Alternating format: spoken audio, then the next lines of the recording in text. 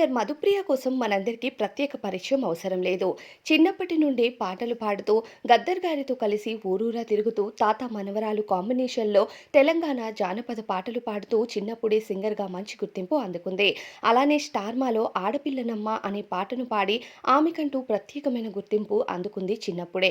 అయితే ప్రస్తుతం సింగర్ మధుప్రియ వెండితెరపై కూడా చాలా సినిమాల్లో పాటలు పాడుతూ మనల్నందరినీ అలరిస్తుంది. అయితే తను ఇంటర్ పూర్తి చేసుకున్న తర్వాత తల్లిదండ్రుల్ని ఎదిరించి చిన్నప్పటి స్నేహితుడిని 3 ఏళ్ల పాటు ప్రేమించి ప్రేమ వివాహం చేసుకుంది శ్రీకాంత్ అనే అబ్బాయిని. అయితే శ్రీకాంత్ అనే అబ్బాయిని వివాహం చేసుకునే టైంలో తల్లిదండ్రులు వద్దని చెప్పారని తల్లిదండ్రుల పైన పోలీస్ కేసును కూడా పెట్టింది. నాకు తల్లిదండ్రుల నుంచి అపాయం ఉంది అంటూ తెలియజేసింది. ఆ తరువాత సింగర్ మధుప్రియ కొన్ని రోజుల తరువాత మళ్ళీ భర్త వరకట్నం ద్వారా వేధిస్తున్నాడంటూ భర్త పైన కేసులు పెట్టి మళ్ళీ వాటిని వెనక్కి తీసుకొని కొన్ని రోజుల తరువాత తల్లిదండ్రులే కావాలని తనతో అలా కేసులు పెట్టించారంటూ ఇంటర్వ్యూలో మాట్లాడుతూ అందరికీ షాక్‌నిచ్చింది. అయితే ఎన్నోసార్లు వివాదంలో చిక్కుకుంది మధుప్రియ.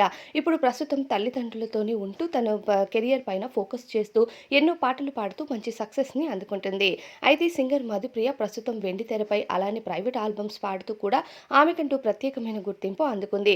శివుడు పాటలు, సంక్రాంతి పాటలు, బతుకమ్మ, బోనమ్మ అంటూ ఇలా ప్రతి పాటలు కూడా పాడుతూ తనకంటూ ప్రత్యేకమైన గుర్తింపుని అందుకుంది. అయితే రీసెంట్‌గా కాళేశ్వరం టెంపుల్ గర్భగుడిలో వీడియో చిత్రీకరణ చేసింది అంటూ సింగర్ మధుప్రియకు నోటీసులు పంపించడం జరిగింది. అయితే ఈ సింగర్ మధుప్రియ త్వరలోనే అరెస్ట్ అవుతుంది అంటూ చాలా వార్తలే వైరల్ అవుతున్నాయి. సింగర్‌గా ఎంతో మంచి గుర్తింపు అందుకొని చిన్నప్పటి నుంచి కెరీర్ కోసం చాలా కష్టపడిన మధుప్రియ పరిస్థితి ఎలా మారుతుంది అనుకుంటున్నారో కామెంట్స్‌లో చెప్పండి.